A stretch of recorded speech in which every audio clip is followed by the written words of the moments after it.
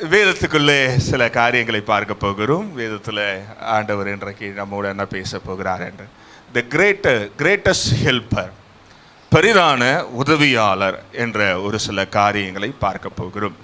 வாசிப்பதற்கு பெரிய பகுதி, அதனால் உங்கள்கிட்ட விட்டுறேன். தேவையான பகுதியை மாத்திரம் வாசிக்கும் பொழுது கவனிங்க. யோசுவாவின் புத்தகம் 10ஆம் அதிகாரம் 1 தொடங்கி 15 வசனங்கள் வரைக்கும் இன்றைக்கு நாம் தியானிக்க போகிறோம். யோசுவாவின் புத்தகம், book of Joshua, chapter 10 verse 1 to 15. அதுக்கு முன்னாடி போன வாரம் ஒன்று சொன்னேன். என்ன சொன்னேன்? யாருக்கு ஞாபகம் பார்க்கலாம். பக்கத்தில் இருக்கிறவங்ககிட்ட 2 விஷயம் கேட்க சொன்னேன். என்ன கேட்கணும்? பேர், அவங்க வீட்டில் எத்தனை பேர். ஓகேங்களா?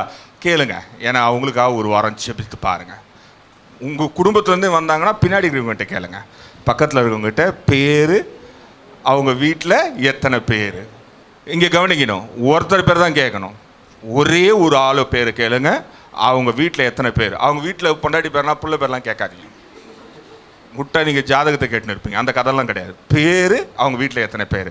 இந்த வாரம் உங்களுக்கு கொடுக்கப்படுகிற ஹோம்ஒர்க் என்னன்னா, நீங்கள் வீட்டில் ஒவ்வொரு டைம் ஜெபிக்கும் பொழுதும் அந்த பேரை சொல்லி அந்த குடும்பத்தில் இருக்கிற நபர்களுக்காய் ஜெபிக்க வேண்டியது உங்கள் கடமை.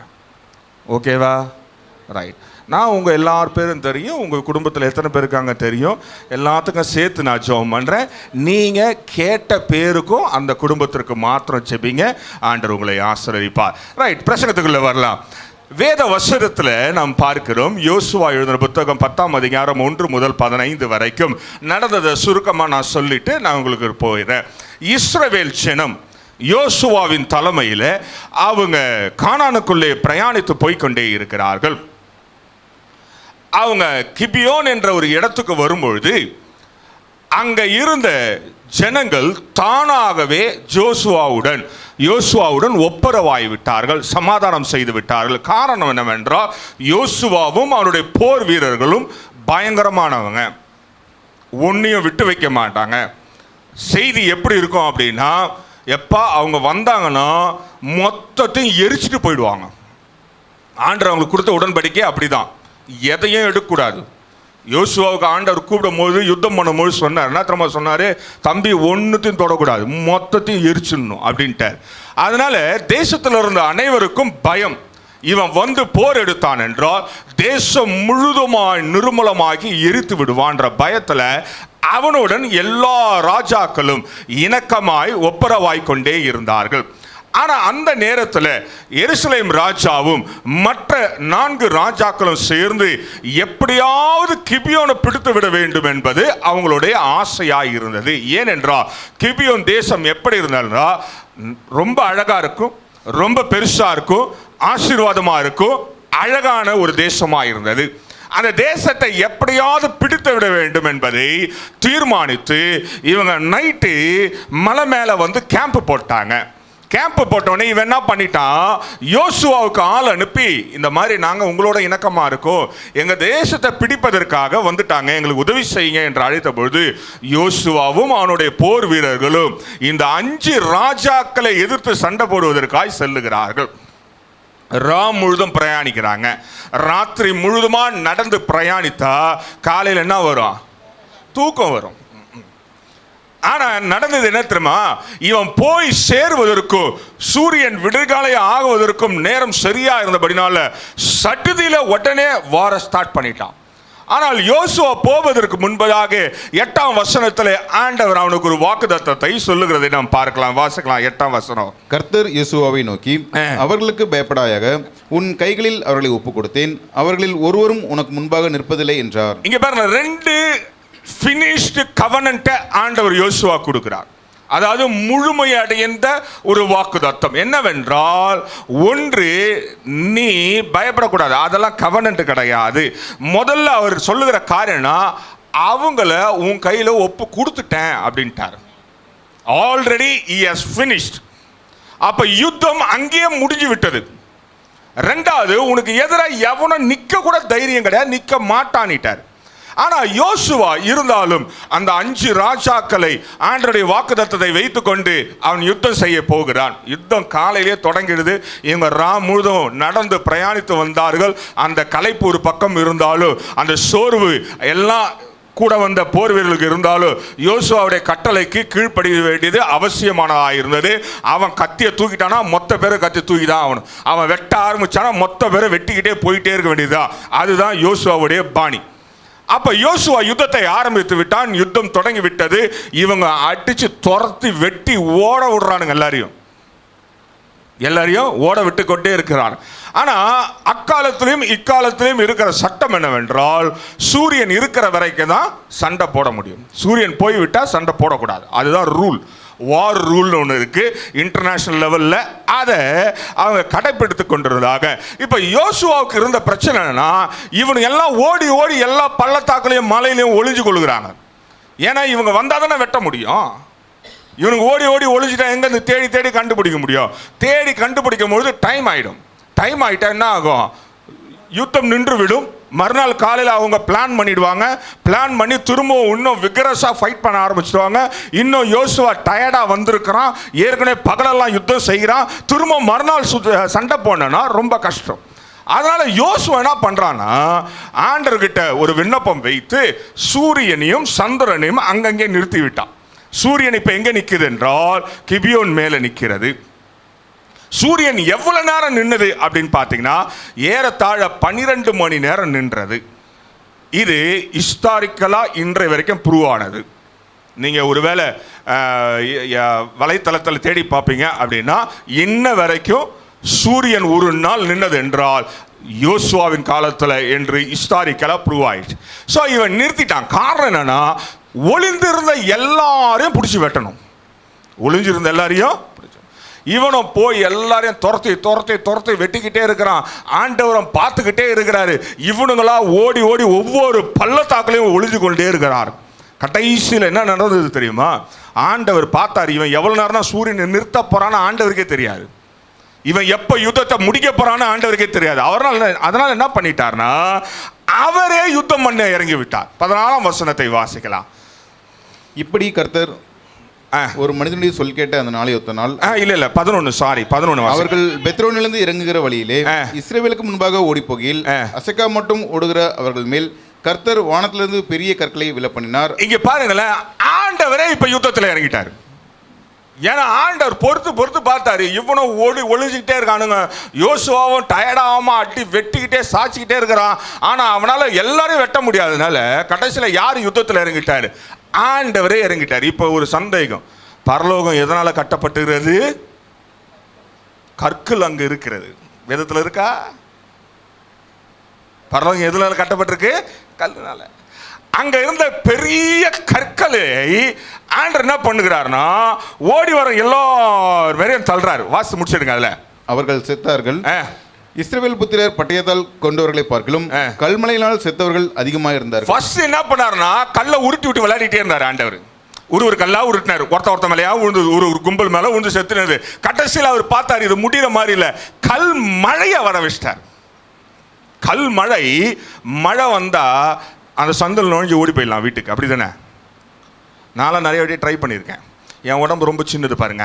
அந்த ஒரு சாரலுக்கும் இன்னொரு சாரலுக்கும் நடுவில் ஓடிடலாம் அப்படின்னு ட்ரை பண்ணுவேன். ஆனால் இது வரைக்கும் ஒரு நாள் கூட நான் ஜெயிச்சதே இல்லை. நீங்கள் யாராவது ஜெயிச்சிருக்கீங்களா? சொல்லுங்க. அப்போ என்ன பண்ணிட்டாருன்னா, எப்பா ஒரு கல்லா உருட்டி விட்டா அல்லது கொஞ்சம் கொஞ்சமாக உருட்டி விட்டா இந்த பக்கம் அந்த பக்கம் ஓடிடுறான், எஸ்கேப் ஆயிடுறான், மழையா பெய்ய விடுறான்ட்டாரு. முடிஞ்சுது. யோசுவாவின் பட்டயத்தில் இறந்தவர்களை காட்டிலும் கல்மழையில் இறந்தவர்கள். இப்ப பாருங்களேன், தொடங்குந்த யுத்தத்தை தொடங்குந்து யாரு? கூப்பிட்டவன் ஜாலியா தூங்கிருந்தான். யாரு கூப்பிட்டது? யோசுவாவை கூப்பிட்டான். வாங்க எங்க தேசத்தை பிடிக்கிறாங்கன்னு கூப்பிட்டவன் அவன் கொரட்டை விட்டு தூங்கினுக்கிறான். இங்க யோசுவா சண்டை போட்டுனுக்கிறான். யோசுவாவின் சண்டை முடியாததுனால ஆண்டவரே இறங்கி யுத்தம் பண்ண ஆரம்பிச்சிட்டார். ஆண்டவரே இறங்கி மொத்த பெரிய முடிச்சிட்டார். 14ஆம் வசனத்தை வாசித்து முடிச்சிடலாம். இப்படி கர்த்தர் ஒரு மனிதனுடைய சொல் கேட்ட அந்நாளை ஒத்த நாள், அதற்கு முன்றுமில்லை அதற்கு பின்னுமில்லை, கர்த்தர் இஸ்ரவேலுக்காக யுத்தம் பண்ணினார். இங்க பாருங்களேன், ஆண்டவர் இஸ்ரவேலுக்காக யுத்தம் பண்ணும் பொழுது யோசுவா என்ற ஒரே ஒரு சாதாரண மனிதன், இத்தனைக்கும் அவன் கரங்களில் ரத்தம் அப்படியே எக்கச்சக்கமாக இருக்கும். நீங்கள் வேணால் ஒரு கோழியை வெட்டுறவங்ககிட்ட போய் பார்த்தீங்கன்னு வச்சுங்களேன், ஒரு கோழியை வெட்டினா கூட அவன் கை காலெல்லாம் ரத்தம் தெரிச்சிருக்கும். இவன் எத்தனை பேரை வெட்டினாலும் கணக்கே கிடையாது. நீங்கள் அட்லீஸ்ட் கிதியோனுடைய போர்க்காலத்தில் வந்து பார்த்தனா கூட 1,35,000 பேர் இருந்தாங்கன்னு எண்ணிக்கை சொல்லுகிறது. ஆனால் அவனுடைய படையில் 30,000 பேர் இருந்தாங்க. ஆண்டவர் ஸ்ட்ராட்டஜி யூஸ் பண்ணி எவ்வளோ பேரை கொண்டு போனார்? அட ஏங்க அதெல்லாம் கேட்டுனுக்கிறீங்க, அது வரப்போ நாங்கள் பட்சிக்கிறோம். வெறும் 300 பேரை வச்சு 1,35,000 பேரை முடித்தார். ஸோ ஆண்டவருக்கு முன்னாடி இருக்கிற எவ்வளோ பேர்லாம் முக்கியம் கிடையாது. இப்போ யோசுவாவுக்கு முன்னாடி இருக்க 5 ராஜாக்களோட எவ்வளோ பேர் வந்திருக்கான்னு கணக்கு தெரியாது. இறங்கினா யுத்தத்தை முடித்தான். அவன் ஒரு வார்த்தையை கேட்டு ஆண்டவர் இயற்கையே நிறுத்திவிட்டார். இதுதாங்க பெரிய உதவி. ஆண்டவர் இஸ்ரவேல் ஜனத்திற்கு பிரித்தெடுத்தபடினால அவங்களுக்கு செஞ்ச பெரிய உதவி என்னவென்றால், இயற்கையே ஒரு மனிதனுடைய வார்த்தையினால ஆண்டவர் நிற்க வைத்து விட்டார். இன்றைக்கு நம்ம யோசிக்கலாம், இந்த பகுதி நம்ம நிறைய முறை வாசித்திருக்கலாம் அல்லது நிறைய முறை தியானித்திருக்கலாம். முதல்ல ஒரு சில காரியங்களை பார்த்து நம்ம துரிதமாய் முடித்து விட போகிறோம். முதல்ல ஒன்று தெரிஞ்சுக்கணும், நமக்கு என்ன பிரச்சனை, நம்ம பிரச்சனையில் உதவியாளர் எங்கே வர வேண்டும். ஏனென்றால் உண்மையிலே யோசுவா வரலனா அந்த தேசத்தை மொத்தமாக சூறையாடி இருப்பாங்க 5 ராஜாக்கள் சேர்ந்து. அவர் செஞ்ச ஒரே ஒரு நல்ல விஷயம் என்ன தெரியுமா? யோசுவாவை அழைத்தது தான். இன்றைக்கு உங்க வாழ்க்கையில, என் வாழ்க்கையில சூறையாடுவதற்காகவே, உங்களுடைய பலத்தை திருடுவதற்காக, உங்களுடைய வருமானத்தை திருடுவதற்காக, உங்களுடைய காரியங்கள் எல்லாவற்றையும் பிசாசு கொள்ளையடித்து போவதற்காக அவன் எல்லா வழியிலையும் வந்தாலும் நம்ம நேரா உதவிக்கு யார் தரமா கூப்பிடணும்? பரிசுத்த ஆவியானவரை மாத்திரம்தான் கூப்பிட வேண்டும். ஹல்லேலூயா. இந்த காலையில உன் வாழ்க்கையில நான் சம்பாதிக்கிறது அல்லது என்னுடைய காரியங்கள் எல்லாம் எப்படியோ திருடு போய்கொண்டே இருக்குதுங்க, அல்லது என்னுடைய காரியங்கள் எல்லாம் பிசாசு எடுத்துக்கொண்டே போய்கொண்டிருக்கா, என்னுடைய பலத்தெல்லாம் எடுத்து போட்டு ஒவ்வொரு நாளும் நான் பலவீனமாகவே இருக்கிறேன் அப்படின்னா, முதல்ல ஒன்று தெரிஞ்சுங்க, நீங்க கூப்பிட வேண்டியது பிரதான உதவியாளராகிய பரிசுத்த ஆவியானவரை நீங்க கூப்பிட வேண்டியது அவசியமானதாக இருக்கிறது. பரிசுத்த ஆவியானவர் வரும்பொழுது அவரை யோசுவா எப்படி சண்டை போட்டானோ அதே போல சண்டை போடுவார். கடைசியில் பரிசுத்த ஆவியானவர் போட்டு முடிப்பாரா இல்லையான்னு தெரியாமல் பிதாவாகிய தேவனே இறங்கிடுவார். அது 2வது பகுதி. அது பயங்கர கடினமான பகுதி. பூமியில் ஒருவனு நிற்க முடியாத அளவுக்கு பெரிய யுத்தமாய் மாறிவிடும். அப்போ நம்ம வாழ்க்கையில், நம்ம ஒவ்வொருடைய வாழ்க்கையில் உதவி எதில் வேணும் முதல்ல அதை தெரிஞ்சுக்கொள்ளணும். எதுவுமே தெரியாமல் எனக்கு உதவி செய்யுங்கன்னா யாரும் உதவி செய்ய மாட்டாங்க. தெரியுமா உங்களுக்கு? இப்போ யார்கிட்டயா உதவி கேட்க போகிறீங்கன்னா உங்களுக்கு என்ன உதவி வேணும், எதுக்காக உதவி வேணும், எவ்வளோ உதவி வேணும், அது கேட்டால் தானே செய்வாங்க. சும்மா போயிட்டு எனக்கு உதவி செய்யுங்க அப்படின்னா அவங்கள மேலே கீழே பார்த்துட்டு போயிடும். எதுக்கு உதவி செய்யணும்னு எங்களுக்கு தெரியாது.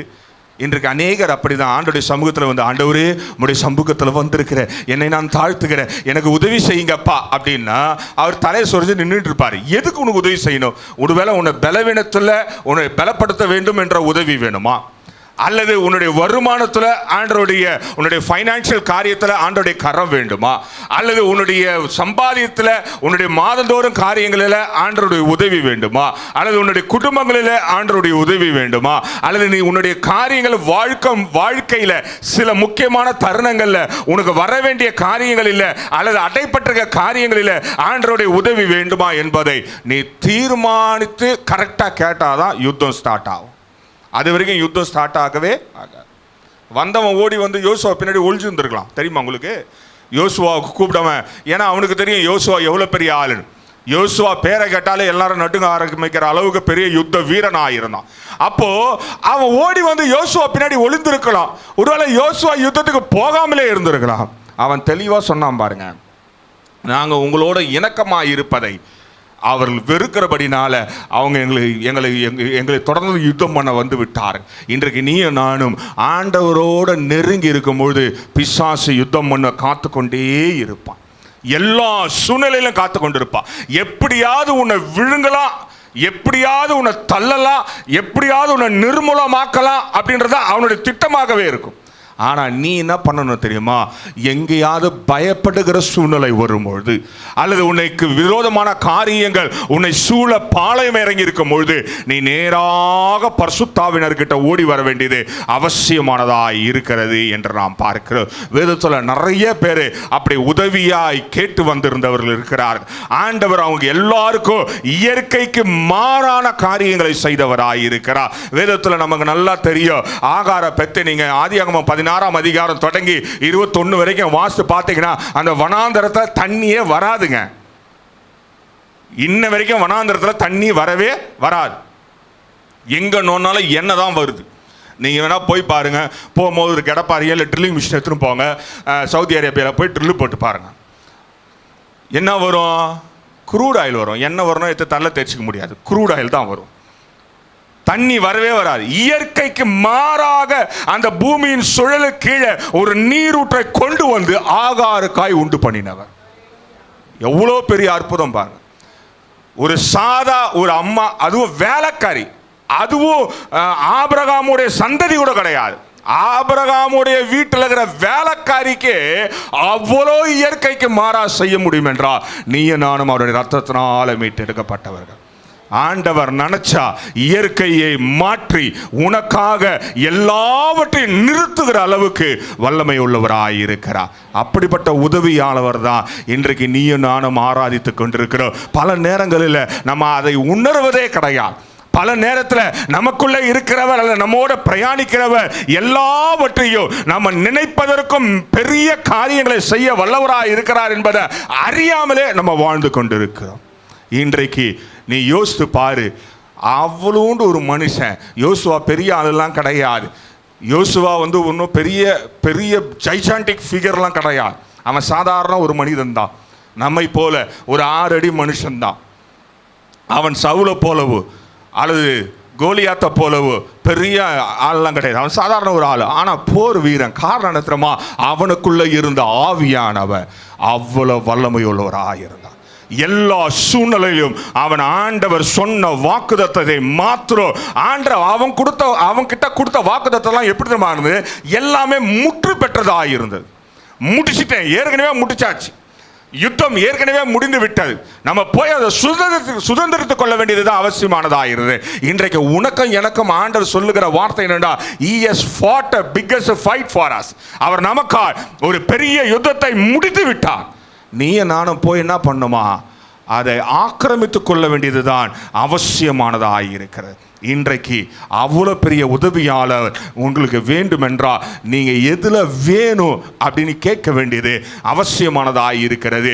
ஏற்கனவே சொன்ன கிதியோனை பற்றி ராஜாக்கள் நியாயாதிபதிகள் 7ஆம் அதிகாரம் 7ஆம் வசனத்தில் நீங்கள் பார்ப்பீங்கன்னா, நீங்கள் வீட்டில் பொறுமையாக வாசித்து கொள்ளுங்க. 135,000 1,35,000 ஓகே, உங்கள் லாங்குவேஜில் வந்துடுறேன். 1,35,000 பேரை கொல்லணும்னா எவ்வளோ பேர் வேணும் சொல்லுங்களேன்? அட்லீஸ்ட் ஈக்குவல் பண்ணால் 1,35,000 பேர் வேணும். அட்லீஸ்ட் பாதிக்கு பாதி வேணா கூட ஒரு 65,000 பேராது வேணும். பாதிக்கு பாதி 2 பேர் ஒருத்தனை வெட்டினா ஒரு அட்லீஸ்ட் 3ல் ஒரு பங்கு வேணும். ஒரு 30,000 பேர் வேணும். ஆனால் ஆண்டவர் எப்படி தெரியுமா யுத்தம் பண்ணுவார்? ஸ்ட்ராட்டஜிக்கா ஒரு பிளான்டா 300 பேரை வச்சு மொத்த பேரையும் போட்டுருவார்.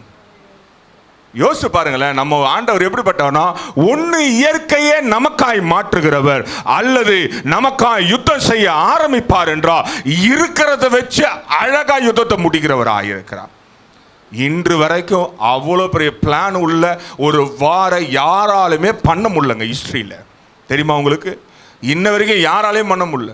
இன்னும் கூட சண்டை போட்டுக்கிறானுங்க. எத்தனை வருஷத்துக்கு முன்னாடி தொடங்கினானே தெரில. ரஷ்யாவும் உக்ரைன் எப்போ தொடங்குச்சுன்னு தெரியல. நான் ஸ்கூல் படிக்கும்போது தொடங்குச்சுன்னு நினைக்கிறேன். இன்னும் போட்டுக்கிறானுங்க. அவ்வளோ அழகாக பிளான் பண்ணுவார். ரொம்ப பேர்லாம் நான் சொல்கிறேன், ஆண்டவர் என்கிட்ட 30,000 பேர் தாங்கிறாங்க. கூட்டின்னு போட்டா 30,000 பேரில் 29,700 பேர் தூங்க போடுறான்ட்டார். மொத்த பேரையும் தூங்க போயிட்டானுங்க. ரிட்டனுக்கு கேம்புக்கு வெறும் 300 பேரை கொண்டு போய் அவ்வளோ பெரிய போரை முடிச்சுட்டு வந்துட்டான். காரணம் என்னன்னா, ஆண்டவர் அவளுக்காக யுத்தம் பண்ணினவராக இருக்கிறார். இன்றைக்கு உனக்கும் எனக்கும் ஆண்டவர் சொல்லுகிற காரியம் என்னவென்றால், if you want something above the nature, இயற்கைக்கு மேல உனக்கு ஒரு காரியம் நடக்க வேண்டும் என்றால் அதையும் என் உதவியாளவர் செய்கிறவராக இருக்கிறார். ஹல்லேலூயா. இல்லைங்க, என் கையில கொஞ்சம் திறமை இருக்கு, என் கையில கொஞ்சம் தாளந்து இருக்கு, நான் ஆண்டருக்கு உண்மையா இருக்கிறேன், ஆண்டர் என் கையில் இருக்கிறத வச்சு எதையாவது செய்யட்டேன்னா, உன் கையில எவ்வளவு மொத்தமா ஆண்டருக்கு தேவையில்லை, அதுல இருக்கிற ஒரு கைப்பிடி எடுத்து அழகாய் வழி நடத்துகிறவராய் இருக்கிறார். யோசபாத் என்ற ஒரு ராஜா இருந்தா, போருக்கு போகும்போது பயந்து கொண்டே இருந்தா. ஆண்டவர் அவனோட வாக்குத்தத்தம் பண்ணினார், சரியா வாக்குத்தத்தம் பண்ணார். என்ன தெரியுமா சொன்னாரு? உனக்கு சண்டையே கிடையாதுறானார், உனக்கு போரே கிடையாது. there is no fight. ஏன்னா யுத்தம் அவருக்குரியதாக இருக்கிறது. இன்றைக்கு நம்ம வாழ்க்கையில் நம்ம தான் பிரச்சனையை எடுத்துக்கொண்டு எப்படி உதவி தேடலாம், எங்கே உதவி கிடைக்கும் என்று ஓடிக்கொண்டே இருக்கிறோம். ஓடுவதை நிறுத்துங்க. ஆண்டவர் உங்களுக்குள்ளே இருந்து உதவி செய்ய காத்து கொண்டிருக்கிறார். ஆண்டவருடைய சமூகத்தில் இருக்கிற நீயும் நானும் பரிசுத்த ஆவியானவர் இன்றைக்கு உதவி செய்வதற்காகவே நம்ம வாழ்க்கையில் ஊடுருவி வருகிறவராய் இருக்கிறார். அப்படிப்பட்ட உதவியாளரை வைத்துக்கொண்டே நம்ம உதவிக்கு அலைஞ்சிட்டு இருக்கோம் அப்படின்னா நமக்கு கண்ணு தெரியலன்னு அர்த்தம். கண்ணு தெரியலன்னு அர்த்தம். கண்ணு தெரியாதவங்க என்ன பண்ணுவாங்க தெரியுமா? பையில் எதனா போட்டிங்கன்னா உங்களுக்கு தெரியாது. கண்ணு தெரியாதவங்க ரோட்டில் போகிறாங்க வச்சுங்களேன், அவங்க அந்த ஒரு சவுண்டு கேட்குற ஒரு பாத்திரம் வச்சுருப்பாங்க, அதில் போட்டால் தான் டங்குன்னு சவுண்டு கேட்டால் தான் அவங்களுக்கு நீங்கள் போட்டது கேட்கும். நீங்கள் அதில் போயிட்டு அவங்க வச்சுருக்க பையிலையோ அல்லது அவங்க எதாவது போட்டிங்கன்னா அவங்களுக்கு தெரியாது. சிலர்லாம் அப்படி தான், நமக்குள்ளே ஆவியானவர் இருக்கிறதே தெரியாமல் இருந்துக்கிறோம். அவர் என்ன பண்ணுவார்னு கூட தெரியாமல் இருக்கிறோம். அது இருக்கிற ஆவியானவர் எவ்வளவு பெரியதுன்னு கூட தெரியாமல் இருக்கிறோம். ஆவியானவர் நம்மளை முழுதுமாய் போஷிக்கிறவராக இருக்கிறார் என்பது கூட அறியாமலே இருந்து கொண்டிருக்கிறோம். இன்றைக்கு அப்படி அல்ல. கண்களை திறந்து நமக்குள்ள இருக்கிற உதவியாளவர் உலகத்தில் இருப்பவனை காட்டிலும் பெரியவராயிருக்கா. எடுத்து வாசிக்கலாம். ஏசாயாவின் புத்தகம் 50ஆம் அதிகாரம் 7ஆம் வசனத்தை வாசிக்கலாம். புக் ஆஃப் ஐசையா 57 பார்க்கலாம். 50:7. கர்த்தராகிய ஆண்டவர் எனக்கு துணை செய்கிறார், ஆகையால் நான் வெட்கப்படேன், நான் வெட்கப்பட்டு போவதில்லை என்று அறிந்திருக்கிறேன், ஆதலால் என் முகத்தை கற்பாரை போல் ஆக்கினேன். இங்க பாருங்களேன், முதல்ல ஒன்று தெரிஞ்சுக்கொள்ளுங்க. த ஹெல்பர் இன்சைட் யூ, உங்களுக்குள்ள இருக்கிற உதவியாளவர். எப்படிப்பட்ட உதவியாளர்னா பெரிய உதவியாளர். அவர் ஒருபொழுதும் உன்னை வெக்கப்படவே விட மாட்டார். சூழ்நிலைகள் மாறலாம், என்ன வேணா நடக்கலாம், உன் படகு ஓட்டக்கூட ஆகலாம், உன் படகு முழுதுமாய் தண்ணீரில் முழுகி கூட போகலாம். ஆனால் உனக்கு உதவி செய்ய வேண்டும் என்று ஒருவர் தீர்மானித்து உன்னோடு இருப்பார் என்றா உன்னை வெக்கப்பட விடவே மாட்டார். சிலர்லாம் யோசித்து கொண்டிருப்போம், என் வாழ்க்கை முழுகி விட்டது, என் வாழ்க்கை முடிந்து விட்டது, இனி என் வாழ்க்கையில் எதுவுமே இருக்காது, அவ்வளோதான் எல்லாம் முடிந்தது என்று எண்ணினாலும் மீண்டும் அந்த படகை உயிரோடு தண்ணீருக்கு மேலே மிதக்க வைக்கிறவர் என் ஆவியானவராய் இருக்கிறார். ஒருவேளை என் வாழ்க்கையில் நான் பல காரியங்களை இழந்துட்டேங்க, எனக்கு உதவி செய்வதற்கு ஆள் இல்லாமல் இதெல்லாத்தையும் நான் விட்டுட்டேன் அப்படின்னாலும் கவலைப்படாதீங்க. திரும்பவும் கரம் பிடித்து பேதுருவை தண்ணீர் மேலே நிற்க வைத்த அதே ஆண்டவர் இன்றைக்கு உன்னை கரம் பிடித்து திரும்பவும் நிற்க வைக்கிறவராய் இருக்கிறார். அப்படிப்பட்ட ஆவியானவர் இந்த காலையில உனக்கு உதவி செய்வதற்காக காத்து கொண்டிருக்கார். எந்த சூழ்நிலையில் என்ன பண்ண விட மாட்டாரா? வெக்கப்படவே விட மாட்டார். நமக்குள்ள ஒன்று தெரிஞ்சுக்கணும் தெரியுமா? நீ நானும் ஆண்டவரை ஆராதிக்கிறபடினாலே நாம வெக்கப்படவே மாட்டோம். உறுதியா நம்பணும். ஐ எம் நாட் அஷேம்ட், நான் ஒருபொழுதும் வெக்கப்பட மாட்டேன் அப்படின்னு நீ நம்பும் பொழுது ஆவியானவர் மகிமைப்படுகிறவராக இருக்கிறார். ஐயோ, இந்த இடத்துல நான் வெக்கப்பட்டுருவேன், இந்த இடத்துல நான் தலை குனிஞ்சு போயிடுவேன், இன்னைக்கு அவன் வர்றான்னா கடங்காரன் இன்னைக்கு வந்து கேட்பான், நான் எங்கே போய் என் முகத்தை வைத்துக் கொள்வேன் என்று நீ அலைவாய் என்றால் முதல்ல ஒன்று தெரிஞ்சுக்க, உன்னை வெக்கப்பட விட மாட்டார். அப்படிப்பட்ட உதவியாளவர் உனக்குள்ளே இருந்து கிரியை செய்கிறவராக இருக்கிறார். எடுத்து வாசிக்கலாம். ரோமர் 8ஆம் அதிகாரம் 34ஆம் வசனம். புக் ஆஃப் ரோமன்ஸ் 8:34 பார்க்கலாம். ஆக்கினைக்குள்ளாக திருக்கிறவன் யார்? கிறிஸ்துவே மரித்தவர், அவரே எழுந்தும் இருக்கிறவர், அவரே தேவனுடைய வலது பார்சத்திலும் இருக்கிறவர், நமக்காக வேண்டுதல் செய்கிறவரும் அவரே. இங்க பாருங்களேன், உன்னை என்னைய ஆக்கினைக்குள்ள தீர்க்கிறது யாருமே கிடையாது. காரணம் என்ன தெரியுமாங்க? இயேசு மரித்து அவரே எழுந்து வலது பார்சத்தில் அமர்ந்து உனக்காக எனக்காக என்ன பண்ணி கொண்டிருக்காராம்? பரிந்து பேசிக்கொண்டே இருக்கிறார். எந்த சூழ்நிலையிலும் உன்னை விட மாட்டா, எந்த சூழ்நிலையிலும் உன்னை கைவிடவே மாட்டா, எந்த சூழ்நிலையிலும் உதவியற்றவனாய் விட மாட்டா. காரணம் என்னவென்றால் அவருடைய கண்கள் உன்னை நோக்கி பார்த்து கொண்டே இருக்கிறது. இன்றைக்கு நீ அப்படிப்பட்ட ஆண்டவரிடத்தில் உதவியை பெற்றுக்கொள்ளும் பொழுதுதான் நிலையான உதவியாயிருக்கும், பெரிதான உதவியாயிருக்கும். அது மாத்திரமல்ல, அவர் உதவி செய்ய ஆரம்பிச்சிட்டாருன்னு வச்சுங்களேன், ஒருவனும் தடை பண்ணவே முடியாது. வேதம் அதுதான் சொல்லுகிறது. உனக்கு முன்பதாக ஒரு திறந்த வாசலை வைத்தா அந்த வாசலை யாரும் என்ன பண்ண முடியாதா? பூட்ட முடியாது. ஏன்னா அவ்வளோ பெரிய பூட்டு கிடையாது. ஏன்னா வானத்தின் பலகைகளை திறந்து ஆசீர்வதிக்கிற, வானத்தின் பலகைகளை திறக்கும் போது எவ்வளோ பெரிய பூட்டு செய்ய முடியும்? நீங்கள் காத்ரேஜ் கம்பெனிலே ஆர்டர் கொடுத்தா கூட கிடைக்காது. இருக்கிறதே பூட்டு செய்கிற கம்பெனி பெரிய கம்பெனி காத்ரேஜ் கம்பெனி தானா. அதுக்கே வாய்ப்பு இல்லை. வானத்துக்கு யார் பூட்டு போட முடியும்? பீச்சு கூட பூட்டு போட்டுடலாம். போட்டாங்க தெரியுமா உங்களுக்கு? கோவிட்லாம் பீச்சுக்கு பூட்டு போட்டிருந்தாங்க. எத்தனை பேர் போனீங்கன்னு தெரில. நாங்களும் போயிருந்தோம். போனால் பீச்சுக்கு பூட்டு போட்டு போலீஸ்மேன் காவலுக்கு நின்றுருந்தான். ஆனால் வானத்துக்கெல்லாம் பூட்டு போட முடியாது. அப்படி என்றால் உன்னை என்னைய ஆசீர்வதிக்க தீர்மானித்தா, உன்னை என்னையோ அவர் நீதிமான ஆக்க தீர்மானித்தா, உன்னை ஆக்கினைக்குள்ள ஒருவனும் தீர்க்கவே முடியாது என்று நாம் பார்க்கிறோம். எல்லா சூழ்நிலையிலும் உனக்கு உதவி செய்ய அவர் காத்து கொண்டிருக்கார். யோபின் புத்தகம் 14ஆம் அதிகாரம் 2ஆம் வசனத்தை வாசிக்கலாம். ஜாப் 14:2 பார்க்கலாம். அவன் பூவை போல பூத்து அறுப்புண்கிறான், நிழலை போல நிலைநிற்காமல் ஓடி போகிறான். இங்க பாருங்களேன், ஆண்டவர் சொல்றாரு, உனக்கு விரோதமா யாரு வந்தாலும் அவனுடைய வாழ்க்கை எப்படி இருக்குமா? பூவை போல பூத்து அறுப்புண்டு போய்கிறான். பூ பூத்த உடனே நமக்கு பார்க்கறதுக்கு அழகா இருக்கும். ஆனா கை சும்மா இருக்குமா? கை சும்மா இருக்காது. அதுவும் இந்த பொம்பளை பிள்ளைங்களா இருந்தாலும் லேடிஸாக இருந்தாலும் அவங்களுக்கு இந்த பூவை பார்த்தா மட்டும் அந்த கை எப்படி தான் நண்டுமோ தெரியாது. நண்டு கொடுக்கு மாதிரியே வந்துடும். பார்த்துருக்கீங்களா? டப்பக்குன்னு பிடிங்கிடுவாங்க. ஆண்கள் அப்படி எல்லாம் பூவை செடியிலே வைத்து அழகு பார்ப்போம். பல ஆண்களும் அப்படி தான். எப்படி தான் பூ இந்த தோட்டங்கள்லாம் போனீங்கன்னா பூவை பறிக்காதுன்னு போர்டு வச்சுருப்பான். அங்கே தான் நமக்கு பறிக்கணும்னு தோணும். மற்ற இடத்துல பறிக்கணும்னு தோணாது. தோணியிருக்கா உங்களுக்குலாம்? எனக்குலாம் போர்டை பார்த்தா தான் அங்கே ஒன்று பறித்து ஃபோட்டோ போடணும்னு தோணும். ஏன்னு கேட்டிங்கன்னா அது அவ்வளோதான். பறித்தாலும் பறிக்காமல் விட்டுட்டாலும் அந்த சூரிய உஷ்ணம் பட்ட உடனே அது என்ன போயிடுமா? கரைந்து போயிடும்.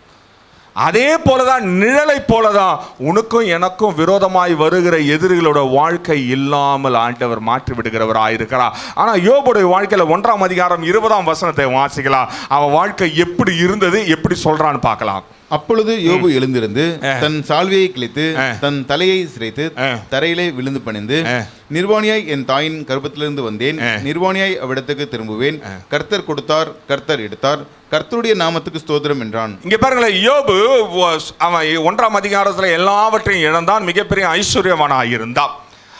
அவன் எந்த அளவுக்கு மொத்தமா போயிட்டானா, தலையை மொட்டை அடிக்கிற அளவுக்கு போயிட்டான். நம்மளாம் சொல்லுவோம்ல, நான் மொட்டை அடிச்சிட்டாங்களா? இப்போ யாராவது ஃப்ரெண்டுங்க யாராவது பார்த்துட்டு ஹோட்டலுக்கு ட்ரீட்டு கூப்பிட்டு போயிட்டாங்கன்னா நம்ம முதல்ல கேட்குறதுனா கேள்வி, நான் அவன் மொத்தமாக மொட்டைச்சிட்டானா அப்படின்னு கேட்குறோம்ல. அதுதான் சிம்பாலிக்காக இங்கேருந்து தான் எல்லாத்தையும் பிடிச்சிக்கிட்டாங்க நம்ம ஆளுங்க. யோபு ஆண்டர்கிட்ட போய் எப்படி நம்ம நிற்கிறான்?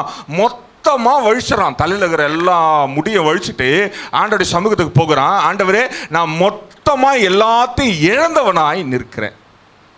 இன்றைக்கு சிலருடைய வாழ்க்கையில் ஒருவேளை நீங்கள் அப்படிப்பட்ட நிலையில் இருக்கிறீங்கன்னா, அல்லது அப்படிப்பட்ட நிலையில் உங்களை தள்ளி விட்டுட்டாங்க அப்படின்னாலும், அல்லது அப்படிப்பட்ட நிலையில் நீங்கள் அறியாமல் போய் அங்கே நின்று விட்டாலும் கவலைப்படாதீங்க. ஆண்டவர் உங்களுக்கு உதவி செய்ய காத்து கொண்டிருக்கிறார். எந்த நிலையில் இருந்தாலும் மொத்தமாக போச்சுங்க, என் தலைக்கு மேலே இருக்கிற முடி கூட இல்லைங்க, அதை கூட கடங்காரம் பிடிக்கின்னு போயிட்டாங்க அப்படின்னா கவலைப்படாத. என் ஆண்டவர் அதை அழகாய் திரும்பவும் முளைக்க வைக்கிறவராய் இருக்கிறார். அழகாய் திரும்பவும் கொண்டு வந்து தருகிறவராயிருக்கிறார். அவ்வளவு நேர்த்தியாக உதவி செய்வதற்காக ஆண்டவர் காத்து கொண்டிருக்கிறார். எப்படிப்பட்ட உதவி செய்வார் என்றால், தாவீது இன்னொரு விதத்தில் பயங்கரமாக சொல்றதை பார்க்குறோம். 142ஆம் சங்கீதம் 2ஆம் வசனத்தை வாசிக்கலாம். Psalms 142:2 பார்க்கலாம். அவருக்கு முன்பாக என் சஞ்சலத்தை ஊற்றுகிறேன், அவருக்கு முன்பாக என் நெருக்கத்தை அறிக்கையிடுகிறேன். இங்க பாருங்க, அவன் சொல்றான், அவருடைய சமூகத்தில் போகும்போது அவன் எவ்வளவு கஷ்டம் அவளுடைய இருதயத்தில் இருந்தா சஞ்சலத்தை ஊற்றுகிறானா, நெருக்கத்தை என்ன பண்றானா, அறிக்கை எடுக்கிறான், சஞ்சலத்தை ஊற்றுகிறான். அவ்வளோ நெஞ்சம் ஃபுல்லா, அவன் இருதயம் ஃபுல்லா வெறும் வேதனையினால, ஆகனினால நிரம்பி இருக்கிறதுனால ஆண்டோடைய சமூகத்துக்கு வரும்போது என்ன பண்றான், மொத்தத்தையும் ஊத்துறான். ஆண்டவரே, அவ்வளவுதான் என் வாழ்க்கை, இனி எனக்கு ஒன்றுமே இல்லை, இனி எனக்கு உதவி செய்வதற்கு யாருமே இல்லை. அவனுடைய நெருக்கங்கள் எல்லாவற்றையும் சொல்லுகிறான். ஆண்டவரே, சவுல் இப்படிலாம் நெருக்கிறான், என் வாழ்க்கையில் என் சகோதரர்கள்லாம் இப்படிலாம் நெருக்கிறாங்க, என் தகப்பன் இப்படிலாம் நெருக்கிறாங்க, என் வாழ்க்கையில் நெருக்கம் மாத்திரம்தான் இருக்கிறது என்பதை ஆண்டோடைய சமூகத்தில் அழகா விலாவரியா தெளிவாய் சொன்னவனாய் இருக்கிறான். இன்றைக்கு ஆவியானவர் உனக்கு உதவி செய்ய வேண்டும் என்றால் உன் இருதயத்தை பார்க்கிறவர், உன் இருதயங்களில் இருக்கிற குழப்பங்களை பார்க்கிறவர், உன் இருதயத்தில் இருக்கிற சஞ்சலங்களை பார்க்கிறவர், உன் வாழ்க்கையில் இருக்கிற எல்லா நெருக்கங்களையும் அழகாய் நேர்த்தியாய் பார்க்கிறவர். யோசுவாவுக்கு அன்னைக்கு தெரியல எந்தெந்த பள்ளத்துலலாம் ஓடி ஒளிஞ்சாங்கன்னு.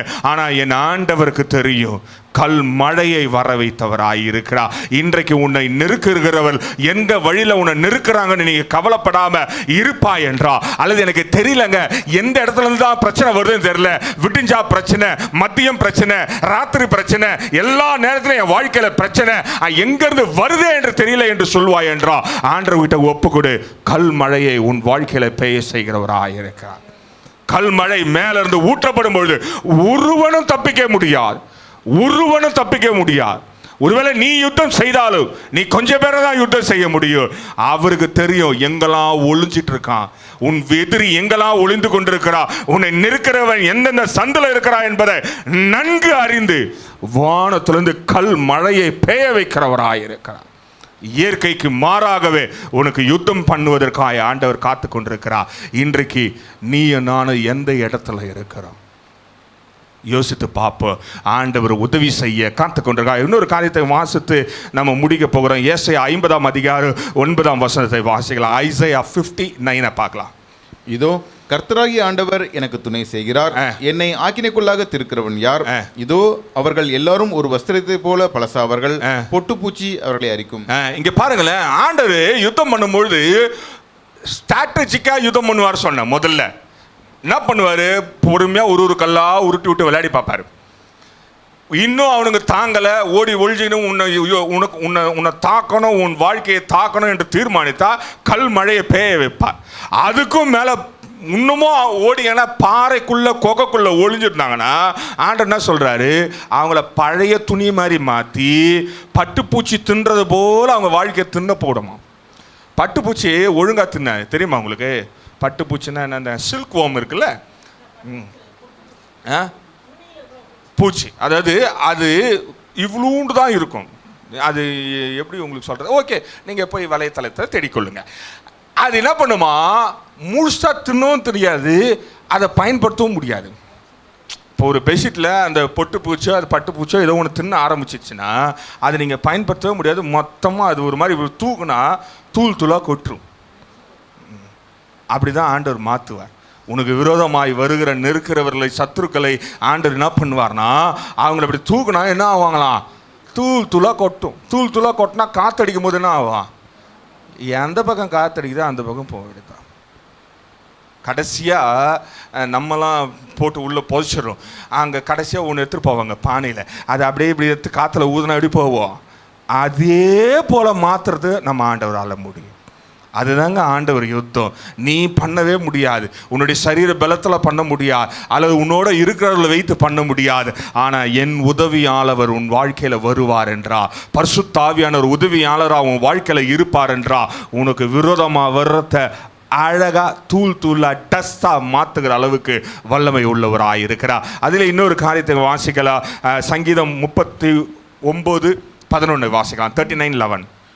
அக்கிரம நிமித்தம் நீர் மனுஷனை கடிந்து கொண்டு தண்டிக்கிற போது அவன் வடிவை பொட்டரிப்பு போல் அழிய பண்ணுகிறீர், நிச்சயமாக எந்த மனுஷனும் மாயை.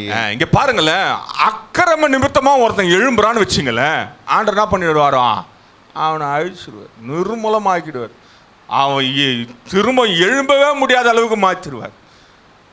உனக்கு விரோதமா ஒருத்தன் அக்கிரமம் பண்றானாலே நீ என்ன பண்ணும், குடு குடு குடு குடுன்னு ஒடியாந்து எங்கே உட்காந்துனா உதவியாளருடைய பாதத்தை கெட்டியமாக பிடிச்சிக்கொள்ளணும்.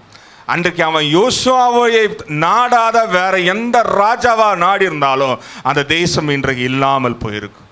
யோசுவா நல்ல உதவியாளர். இன்றைக்கு நமக்கு உதவி செய்வதற்கு பரிசுத்த ஆவியானவர் இருக்கிறார். இருந்த இடத்துல கண்களை மூடி பரிசுத்த ஆவியானவர்கிட்ட கேட்கலாம். இன்றைக்கு அப்படிப்பட்ட உதவியாளர் உங்க வாழ்க்கையில வேணும் என்றால் is the greatest helper that you can't even imagine. Is ready even to stop the nature for you. உனக்காக எனக்காக இயற்கையே நிறுத்துவதற்கு, இயற்கையில ஒரு புதிதாய் ஒரு காரியத்தையும் உருவாக்குவதற்கு உனக்குள்ள எனக்குள்ள இருக்கிற ஆவியானவர் வல்லமை உள்ளவராயிருக்கிறார். அப்படிப்பட்ட உதவியாளரை வைத்து கொண்டே நம்ம என்ன தெரியுமா பண்றோம்?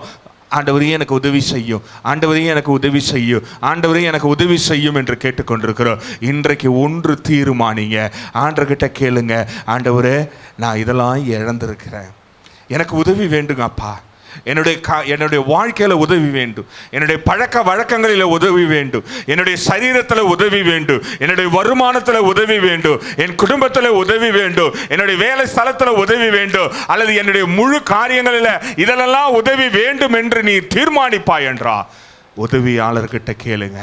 He's ready to fill you. He's ready to bless you. He's ready to help you. He's ready to pull you out of the dungeon. உன்னை கிடங்குகளிலிருந்து திரும்பவும் மேலே தூக்கி நிறுத்த என் உதவியாளரால் முடியும். அவர் ஒருவரால் தான் மாற்ற முடியும். அவர் உதவி செய்ய காத்து கொண்டிருக்கிறார். யாருக்கு நான் உதவி செய்ய முடியும்? இந்த காலையில் ஆவியானவர் உன்னை என்னைய வெறுமையா அனுப்புவது அவருடைய வேலையே கிடையாது. அவருடைய திட்டமெல்லாம் இன்றைக்கு உன்னோடு வந்து உன் வாழ்க்கையில உதவி செய்வதற்கு. ஒருவேளை என்னை நெருக்கிறவள் எப்படிலாம் நெருக்கிறாங்கன்னு தெரியலங்க, எங்கேருந்து பிரச்சனை வருதுன்னு தெரியலங்க, வாழ்க்கையில் தினந்தோறும் பிரச்சனை, விடிஞ்சா பிரச்சனை, பொழுது சாஞ்சா பிரச்சனை, எங்கேருந்து வருதே என்று தெரியவில்லை என்று நீ சொல்லுவாய் என்றார், இன்றைக்கு என் ஆண்டவர் தானாகவே உனக்காய் யுத்தம் செய்ய காத்து கொண்டிருக்கிறார். He knows all the trenches. அவருக்கு எல்லா பள்ளங்களும் தெரியும், எல்லா மறைவிடங்களும் தெரியும். ஒருவரும் அவருடைய கண்களுக்கு முன்பதாய் மறைந்திருக்க முடியாது. எல்லா சத்துருக்களையும் அவர் காண்கிறவராய் இருக்கிறார். இன்றைக்கு வானத்திலிருந்து கல் மழையை உனக்காய் பேய வைக்க காத்து கொண்டிருக்கிறார். He is ready to shower the hailstones upon the enemies of you. உனக்கு விரோதமாய் கிரியை செய்க நெருக்கிறவர் ஒடுக்கிறவர்களுக்கு எதிராய் ஆண்டவர் கல் மழையை பெய்ய வைக்க காத்து கொண்டிருக்கிறார் உன் வாழ்க்கையில. ஆண்டவரே அப்படிப்பட்ட எனக்கு தெரியல, ஒருவேளை தெரிஞ்சா உதவியாளரை பிடித்து கொள்ளுங்க, தெரியல அப்படின்னா நீ ஆண்டவர்கிட்ட ஒப்புக்கிடு. ஆண்டவர் யோசுவாக்கு சொன்ன வாக்குத்தத்தத்தின்படி உனக்காக அவர் எல்லாவற்றையும் முடித்து விட்டார். He has completed the war. அவர் உனக்காக யுத்தத்தை அழகா முடிச்சிட்டாருங்க. நீ நானும் செய்ய வேண்டியதெல்லாம் ஒன்றுமே கிடையாது, நீ நானும் செய்யவே கூடிய காரியங்கள் ஒன்றுமே கிடையாது. வேதம் சொல்லுகிறது, already he has given all the enemies into our hand. அவர்களை நம்ம கரத்துல ஒப்பு கொடுத்திருக்கிறார். நமக்கு எதிராக ஒருத்தனை நிற்க முடியாது. அவ்வளவு பெரிய வாக்குத்தத்தத்தை சிம்பிளா அழகா ஆண்டவர் யோசுவா கொடுத்தாரு. அவன் ஒருத்தனுடைய வார்த்தைக்காக ஆண்டவர் கட்டுப்பட்டா, அவனுடைய ஒருத்தனுடைய வார்த்தைக்காய் வானத்துல சூரியனை சந்திரனை நிறுத்தினவராயிருக்கா. இன்றைக்கு வாயை திறந்து ஆவியானவருடைய உதவியை கேட்கும் பொழுது உனக்காய் இறங்கி யுத்தம் பண்ணி உனக்காய் பெரிய காரியங்களை செய்வதற்கா என் ஆவியானவர் காத்து கொண்டிருக்கிறார். If you keep shut, நீ வாயை மூடிக்கொண்டு அமைதியாக இருப்பாய் என்றால் இன்றைக்கு உனக்காக யுத்தம் இறங்காது. உனக்காக யுத்தம் செய்ய யோசுவா அன்றைக்கு காத்து கொண்டிருந்தா, இன்றைக்கு ஆவியானவர் காத்து கொண்டிருக்கிறார். Just call him into your life. உன்னுடைய வாழ்க்கையில ஆண்டவரே, ஆவியானவரே எனக்காக வாங்க, என்னுடைய சூறை ஆடுவதற்கா, என் வாழ்க்கையை சூறை ஆடுவதற்கா, என் வாழ்க்கையை கொள்ளையடிப்பதற்கா, என் சரீர பலனை கொள்ளையடிப்பதற்கா பிசாசு காத்து கொண்டிருக்கிறார் என்று நீ ஒப்பு கொடுக்கும் பொழுது இன்றைக்கு ஆவியானவர் வழி வழியா துரத்தி துரத்தி துரத்தி அவனை வெட்டி நிர்மூலமாக்குறவராயிருக்கிறார். அப்படிப்பட்ட ஆவியானவர் இந்த காலையில உன் வாழ்க்கையில உனக்காய் எனக்காய் காத்து கொண்டிருக்கிறார். If you want that real greatest helper, அவ்வளவு பெரிய உதவியாளர் வேண்டும் என்றார், இருந்த இடத்துல கண்களை மூடி கண்ணை திறக்கவே திறக்காதீங்க. God is going to do something in your life today. இன்றைக்கு உன் வாழ்க்கையில ஆவியானவர் ஏதோ ஒரு பெரிய காரியத்தை செய்ய இருக்கிறார். உனக்கு தெரியாத, உன்னை நிர்மூலமாக்குற, உன்னை ஒடுக்குகிற, உன்னை நெருக்குகிற, உன்னை துன்பப்படுத்துகிற, உனக்கு விரோதமாய் செயல்படுகிற, உன் கண்களுக்கு தெரியாத, உன் மூளைக்கு தெரியாத, உனக்கு பின்னாடி இருந்து குத்துகிற, உன்னை கால வார இருக்கிற எல்லாத்து மேலையும் என் ஆவியானவர் அவருடைய கல்மையை பெய்வதற்காக காத்து கொண்டிருக்கிறார். நீ செய்ய வேண்டியதெல்லாம் அப்படியே ஆண்டவர்கிட்ட வந்து நின்று அப்படியே ஆண்டவர்கிட்ட சொல்லு, ஆண்டவரே எனக்கு தெரியல, ஆண்டவரே எனக்கு தெரியல, உதவியாளரே எனக்கு தெரியல, பரிசுத்த ஆவியானவரே எனக்கு தெரியல, எனக்கு 7 வழியா பிரச்சனை வருகிறது என்று சொல்லு. ஆண்டவர் 7 வழியாகவே அவனுக்கு விரோதமாக யுத்தம் பண்ணுகிறவராய் இருக்கிறார். இன்றைக்கு அப்படிப்பட்ட ஆவியானவர் உன் வாழ்க்கையில உனக்காய் நன்மை செய்வதற்காய், உன்னை ஸ்திரப்படுத்துவதற்காய், உன்னை ஆசீர்வதிப்பதற்காய் காத்து கொண்டிருக்கிறார். பரிசுத்த ஆவியானவர் இந்த காலையில உன் வாழ்க்கையில ஏதோ ஒரு மாற்றத்தை, ஏதோ ஒரு காரியத்தை அற்புதமாய் இயற்கைக்கு மாறாகவே செய்கிறவராய். இயற்கை இன்று வரைக்கும் ஒரே ஒரு மனுஷனுக்கு தான் கீழ்ப்படிஞ்சது, யோசுவா. அதை விட்டா ஆண்டவருடைய வார்த்தைக்கு. இன்றைக்கு ஆவியானவர் உனக்கா இயற்கைக்கு வித்தியாசமாக, இயற்கைக்கு மாறாகவே செய்ய வல்லவராயிருக்கிறார். அன்பின் பரலோக பிதாவே, இந்த காலையில் உங்களுடைய சமூகத்தில் நாங்கள் வரோம். நீர் பெரிய உதவியாளர் ஆண்டவரே. You are the greatest helper. சில நேரத்தில் எங்கள் கூட இருக்கிறத நாங்கள் மறந்துட்டோம். அந்த குருடன் பையில் இருக்கிறத போல் நீங்கள் எங்கள் வாழ்க்கையில் இருக்கிறத நாங்கள் பல நேரத்தில் மறந்துடுறோம். நீங்கள் வெளியே வந்தால் எங்களை போஷிக்க முடியும், எங்களை வழிநடத்த முடியும், எங்களை பாதுகாக்க முடியும், எங்களுக்காக யுத்தம் செய்ய முடியும், எங்களை எல்லா இடத்துலையும் உயர நிறுத்த முடியும். அப்படிப்பட்ட உதவியாளர் எங்கள் வாழ்க்கையில் ஒவ்வொரு நாளும் இருங்க ஆண்டவரை. இன்றைக்கு ஆராதனைக்கு வந்த ஒவ்வொருவரையும் ஆசீர்வதி, ஒவ்வொருவரையும் பாதுகாத்துக் கொள்ளுங்க, ஒவ்வொருவருக்கும் உதவியாளராக நீங்கள் இருக்கும்படியாய் நாங்கள் கேட்கிறோம். இயேசுவே நாமத்தில் பிதாவே, ஆமென். நம்முடைய கர்த்தராகிய இயேசு கிறிஸ்துடைய கிருபையும் பிதாவின் அன்பும் பரிசுத்த ஆவியினுடைய அந்யோன்ய ஐக்கியமும் இன்றும் என்றும் சதா காலமும் நம்ம ஒவ்வொரு கூட இருப்பாராக. ஆமென்.